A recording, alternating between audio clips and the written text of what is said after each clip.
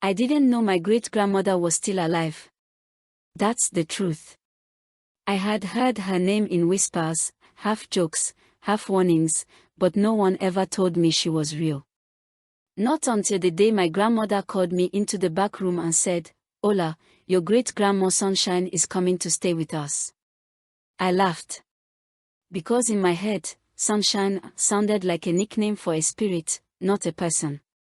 But my grandmother didn't laugh. She only said, "She is African like us, just born on the other side of the water." That sentence followed me like a drumbeat. African, born on the other side of the water. My name is Ola. I grew up in a quiet African town where the earth is red, the mornings smell like wood smoke, and elders speak in proverbs even when they are scolding you. I was raised to greet properly, kneel slightly when offering respect, and never interrupt a story halfway. So you can imagine my shock when great-grandma Sunshine arrived. She didn't arrive quietly. She arrived with laughter before her feet touched the ground. I heard her before I saw her. A loud, rolling laugh, warm, musical, unapologetic. Then came her voice, singing something that sounded African, but not African the way I knew it.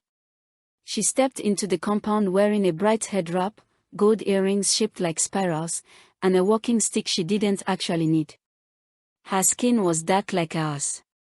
Her eyes were sharp like an eagle's. But her accent danced between Spanish rhythm and something deeper, something older. She looked at me, tilted her head, and said, "Uhu, this one got the eyes of the old people." I froze. She pulled me into a hug before I could greet properly. "Child, don't stand there like you saw a ghost. I'm family." That was my first lesson. Some family doesn't sound like you, but they still recognize you. From the first day, great-grandma Sunshine turned our home upside down. She cooked food with spices I had never smelled before, plantains fried in a way that made the air sweet, beans cooked slowly with stories stirred inside them. When my grandmother corrected her, saying, "That's not how we do it here," Sunshine only smiled and replied, "And yet, the ancestors still eat." She danced while cooking. Danced. In our house, cooking was serious business. But Sunshine moved her hips, tapped her feet, and sang songs that sounded like Africa remembering itself in another language.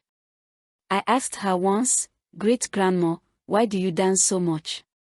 She tapped my forehead gently. Because my people were not allowed to cry out loud. So we hid our pain in rhythm. That night, I couldn't sleep. Every evening, Sunshine insisted we sit outside. "No television," she said. "Stories need air." She told us about her grandmother, my great-great-great-grandmother, who was taken from Africa long ago. She didn't know the exact village, only that the soil here felt familiar under her feet. Sunshine said something that shook me. "They tried to erase where we came from. But Africa is stubborn. She follows her children." She told stories of drums burned, names changed, languages broken, but memory surviving in food, in rhythm, in prayer. I realized something painful. I had always thought of Africa as the center and the diaspora as distant. But Sunshine spoke like a root that had traveled, not broken. One afternoon, some girls in the village laughed at Sunshine. They mocked her accent, her loud voice, her dancing. I laughed too. I don't know why. Fear, maybe. Or shame. Sunshine saw it. That night, she didn't sing. She sat beside me quietly and asked, "Ola, do you think I am less African than you?" I opened my mouth, then closed it. She placed her hand on her chest. "I survived what your ancestors prayed never to experience. That does not make me less. It makes me proof." I cried. For the first time, I understood that identity is not just what stays, it's also what survives. Before Sunshine left, she took me to a tree at the edge of the village. She pressed my hand into the soil. "Roots don't compete, she said. They connect underground. She told me this was my lesson. Africa is not only a place. Africa is a memory. Africa is a rhythm. Africa is a people scattered, but not lost.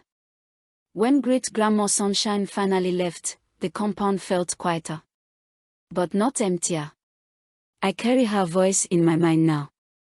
I understand that Africans born in Africa and Africans born across the ocean are chapters of the same story. Different accents. Different scars. Same root. And whenever I hear music that makes my heart recognize itself, I smile. Because somewhere, my great-grandma Sunshine is dancing. And Africa is still remembering her children. So, the moral of the story. You don't lose your roots just because you grow in different soil.